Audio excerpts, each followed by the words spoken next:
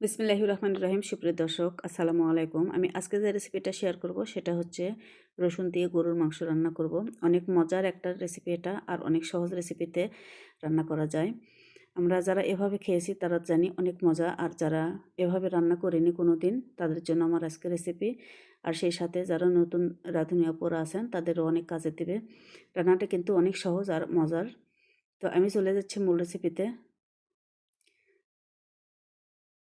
এখানে আমি half KG গরুর মাংস নিয়েছি, সলিড মাংস আছে, হাড় চর্বি সহ আমি মাংসটা নিয়েছি। আর মাংসটা ভালো করে ওয়াশ করে নিয়েছি। রান্নার জন্য আমি এখানে 4 টেবিল চামচের মতো তেল নিয়ে নিলাম, সাদা তেল। আর আস্ত কিছু মশলা আমি ফোড়ন দেব: তেজপাতা, দারুচিনি, সাদা এলাচ দুইটা, দুইটা লং, দুইটা গোলমরিচ। মশলাগুলো আমি একটা সুঘ্রাণ বেরিয়ে আসা পর্যন্ত ভেজে নিয়েছি।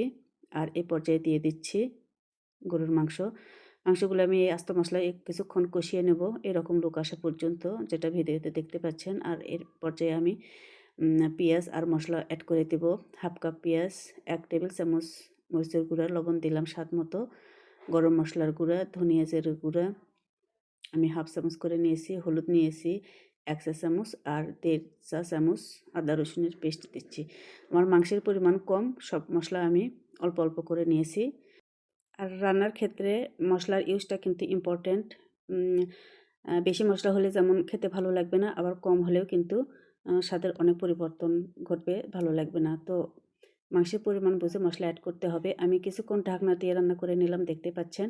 আর এ পর্যায়ে আমি সিদ্ধ করার জন্য গরম পানি অ্যাড করেছি। যেহেতু মাংসের পরিমাণ কম, সিদ্ধ করতে কিন্তু সময় লাগবে, আমি গরম পানিটাই নিয়ে নিলাম। আর ঢাকনা দিয়ে রান্না করব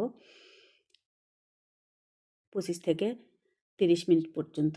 30 মিনিট পর আমি মিডিয়াম টু লো হিটে রান্না করে নিয়েছি। পানিটা অনেকটা শুকিয়ে এসছে, কিন্তু মাংসটা কিন্তু সিদ্ধ হয়নি। আমি দিয়ে দিচ্ছি 10-12টা আলুর ফালি, আর রসুন দিয়ে দিচ্ছি 8 পিস।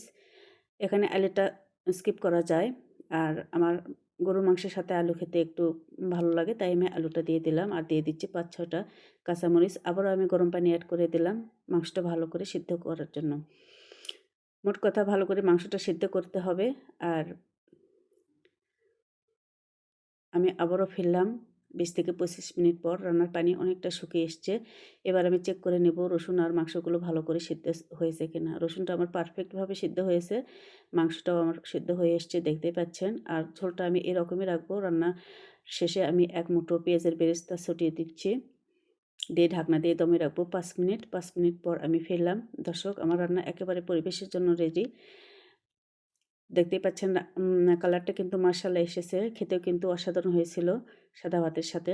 আশা করছি এই সহজ রেসিপিটা আপনাদের ভালো লাগবে। আর আমার সাথে থাকার জন্য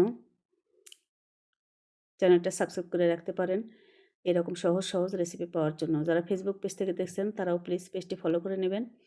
ফ্রেন্ডস অ্যান্ড ফ্যামিলির সাথে সম্ভব হলে বেশি বেশি শেয়ার করবেন।